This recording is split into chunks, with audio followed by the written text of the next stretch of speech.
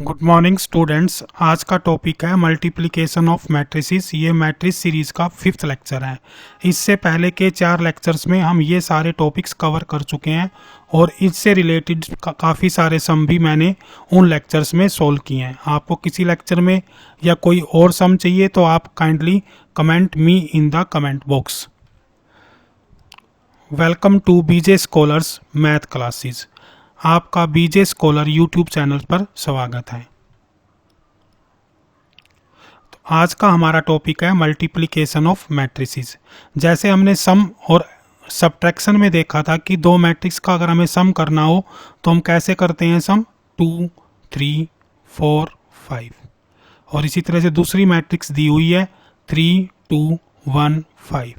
तो मैट्रिक्स सम में हम क्या करते हैं, इस एलिमेंट को इस एलिमेंट के साथ सम कर देते हैं, यानी कि 2 + 3, फिर 3 + 2।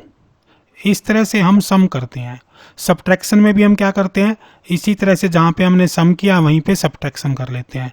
बट मल्टीप्लिकेशन ऐसे नहीं होती है। अगर आप ये सोच रहे हो कि 2 को 3 से मल्टीप्लाई कर देंगे या 3 को फिर 2 से मल्टीप्लाई कर देंगे, तो ऐसे मल्टीप्लिकेशंस नहीं होती हैं। मल्टीप्लिकेशंस के लिए सबसे पहले हमारे पास एक कंडीशन दी हुई है। हमें ये चेक करना होता है कि वो दो मैट्रिसेस मल्टीप्लिकेशन हो भी सकता है या नहीं हो सकता है। अगर मैट्रिक्स मल्टीप्लिकेशन पॉसिबल है तो फिर मैं आपको बताऊंगा कैसे कैसे आपको वो मैट्रिक्स मल्टीप्लिकेशन करना है। तो सबसे पहले हम कंडीशन चेक कर लेते हैं। कंडीशन क्या कहती है कि जो फर्स्ट मैट्रिक्स है उसके जो कॉलम्स हैं, नंबर ऑफ कॉलम्स किसके बराबर होने चाहिए, number of rows in the second matrix, यानी कि जो हमारी सेकंड मैट्रिक्स है उसकी रोज के बराबर होने चाहिए। मान लो हमारी फर्स्ट मैट्रिक्स का ऑर्डर m × n है और दूसरी मैट्रिक्स का ऑर्डर p × q है। तो m रोज हैं और n कॉलम्स हैं। इसी तरह से सेकंड मैट्रिक्स में p रोज हैं और q कॉलम्स हैं। तो कंडीशन क्या कहती है, n = p। अगर n p के बराबर है तभी हमारी मैट्रिक्स मल्टीप्लिकेशन पॉसिबल है, अदरवाइज मैट्रिक्स मल्टीप्लिकेशन डिफाइंड नहीं है। और जब हम इन दोनों मैट्रिक्स को मल्टीप्लाई करेंगे तो आपके पास जो मैट्रिक्स आएगी पहले के रो और दूसरे के कॉलम्स, यानी कि आपके पास जो मैट्रिक्स मिलेगी उसमें m तो रो होंगी और q कॉलम्स होंगे। तो सबसे पहले जब भी हम मल्टीप्लिकेशन करेंगे तो आपको यही चेक करना है कि number of columns in first matrix must be equal to number of rows in the second matrix. यानी कि आपको सबसे पहले क्या चेक करना है कि पहली मैट्रिक्स में कितने कॉलम्स हैं, दूसरी मैट्रिक्स में कितनी रो हैं, राइट। तो हम देख लेते हैं कि कहाँ कहाँ मैट्रिक्स मल्टीप्लिकेशन पॉसिबल है। हमने एक मैट्रिक्स लिखी 2, 3, 4, 5। फिर हम क्या करेंगे, दूसरी मैट्रिक्स लिख लेते हैं। इसमें मैंने क्या लिखा, 1, 3, 2, 5, राइट। अब हम देखते हैं कि क्या ये दोनों मैट्रिक्स मल्टीप्लाई हो सकती है। तो फर्स्ट मैट्रिक्स में क्या है हमारे 2 × 2, सेकंड मैट्रिक्स में क्या है 2 × 2। तो ये फर्स्ट मैट्रिक्स के कॉलम सेकंड मैट्रिक्स की रोज के बराबर हैं, तो हमारी मैट्रिक्स मल्टीप्लिकेशन पॉसिबल है, यानी कि हम इन दोनों मैट्रिसेस को मल्टीप्लाई कर सकते हैं। एक दूसरा एग्जांपल देखते हैं। हमारे पास एक मैट्रिक्स दी हुई है 1, 2, 3, 0, 0, 1, 1, 2, 1, राइट। फिर दूसरी मैट्रिक्स दी हुई है 2, 3, 1, 1, 2, 3, राइट। अब हम इसको चेक करते हैं। पहली मैट्रिक्स का ऑर्डर क्या है, 3 × 3। और इस मैट्रिक्स का ऑर्डर क्या है, कितने रोज हैं, 2 रोज हैं, कॉलम कितने हैं 3। तो नंबर ऑफ रोज यानी कि number of columns number of रोज क्या इक्वल है, नहीं है।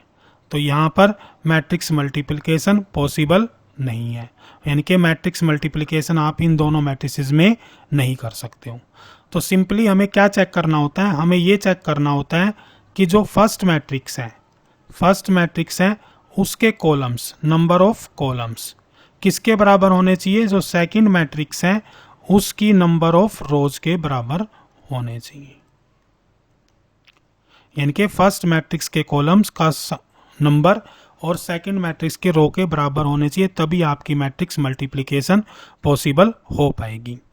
अब मैं देखते हैं कि मैट्रिक्स मल्टीप्लिकेशन करते कैसे हैं, मैट्रिक्स मल्टीप्लिकेशन की क्या प्रोसेस रहेगी।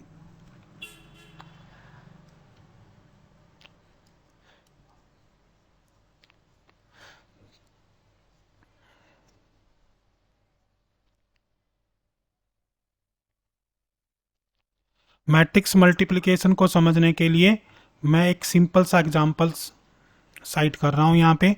जैसे हमारे पास ये दो मैट्रिक्स दी हुई हैं, हम इसी को लिख लेते हैं 2 3 4 5, राइट। ये हमारी फर्स्ट मैट्रिक्स है, फिर क्या है 3 2 1 5, ये हमारी सेकंड मैट्रिक्स है। इसको कैसे मल्टीप्लाई करना है ये सबसे ज़्यादा समझने की बात है। सबसे पहले हम क्या चेक करेंगे, ऑर्डर। तो पहली मैट्रिक्स का ऑर्डर क्या है 2 इंटू 2, सेकेंड मैट्रिक्स का ऑर्डर क्या है 2 इंटू 2, तो ये हमारा मल्टीप्लिकेशन पॉसिबल है। अब मल्टीप्लिकेशन करते क्या है, आपको सबसे पहले क्या करना है, इसकी फर्स्ट रो लेनी है, फर्स्ट रो, और इसका क्या लेना है, फर्स्ट कॉलम। यानी कि आप सिंपली देखोगे तो फर्स्ट मैट्रिक्स की ये रो और सेकंड मैट्रिक्स का कॉलम, इनको मल्टीप्लाई करके सम करना है। कैसे, 2 को पहले हम 3 से मल्टीप्लाई करेंगे, फिर 3 को 1 से मल्टीप्लाई करेंगे और इन दोनों का सम कर देंगे। आप ध्यान से देखेंगे, देखो 2 को क्या करना है 3 से मल्टीप्लाई, यानी कि आप लिखोगे 2 इंटू 3, फिर लिखोगे प्लस, फिर 3 इंटू 1, राइट। इसी तरह से जब आपका एक कॉलम हो जाता है तो यहाँ से फिर इसको दूसरे कॉलम के साथ करना है, यानी कि फर्स्ट रो सेकंड कॉलम, इसको भी ऐसे लिखेंगे 2 इंटू 2 प्लस में 3 इंटू 5, राइट। जब हमारा फर्स्ट रो कंप्लीट हो जाए तो फिर हमें किससे स्टार्ट करना है, सेकंड रो। तो सेकंड रो में भी हम क्या करेंगे, इसी कंसेप्ट को फॉलो करेंगे, ये रो और ये कॉलम। तो क्या बनेगा आपका 4 इंटू 3 प्लस में 5 इंटू 1, यानी कि ये 4 किससे मल्टीप्लाई होगा 3 से, फिर 5 किससे मल्टीप्लाई होगा 1 से। इसी तरह से नेक्स्ट करेंगे 4 इंटू 2 और फिर 5 इंटू 5, और इन दोनों को क्या कर देंगे प्लस। इसको सोल्व करके हम लिख देंगे तो आपकी ये वैल्यू क्या बन जाएगी, यहाँ देखो ध्यान से, 2 3 जा 6 प्लस 3, यहाँ पे क्या बन गया 4 प्लस 15, यहाँ पे क्या बन गया 12 प्लस 5, और यहाँ पे क्या बन गया 8 प्लस 25। इसको कंप्लीट करके लिख दीजिए तो ये आपका क्या बन जाएगा 9, और यहाँ से क्या बन गया 15 और 4 19, और यहाँ पे क्या बन गया 12 और 5 17, और 18 और 25 और 8 33। This is the way. तो मेन चीज़ आपको ये ध्यान रखनी है, ये जो मैंने 7 टाइप की चीज़ बनाई है इसका आपको ध्यान रखना है। यानी कि फर्स्ट की ये फर्स्ट मैट्रिक्स के लिए है और ये सेकंड के लिए है। फर्स्ट मैट्रिक्स की रो, सेकंड मैट्रिक्स का कॉलम, फर्स्ट कॉलम फिर सेकंड कॉलम फिर थर्ड कॉलम। तो आप सिंपली यूँ कर सकते हो कि फर्स्ट रो अगर कॉलम 1 है तो कॉलम 1 फिर कॉलम 2, फिर इसी तरह से सेकंड रो के साथ कॉलम 1 फिर सेकंड के साथ कॉलम 2। यानी कि फर्स्ट मैट्रिक्स की रो को सेकंड मैट्रिक्स के कॉलम से 1 बाई 1 करना है। जब फर्स्ट कॉलम से करोगे तो एक एलिमेंट आएगा, सेकंड कॉलम से करोगे तो दूसरा एलिमेंट आएगा। अब हम इसके थोड़े से सम देखते हैं जिसमें आपको और क्लैरिफिकेशंस आ जाएंगी। ये हमारा पहला सम दिया हुआ है, क्या फाइंड आउट करना है, find A B. A B find out कीजिए। तो हम सबसे पहले क्या देखेंगे, ऑर्डर देखेंगे। इसका ऑर्डर क्या है 2 इंटू 3, राइट, और इसका ऑर्डर क्या है 1 2 3 3 इंटू 2। तो इसका मतलब क्या है, इसके कॉलम्स इसकी रो के बराबर हैं, तो हम क्या कर सकते हैं, मैट्रिक्स को मल्टीप्लाई कर सकते हैं।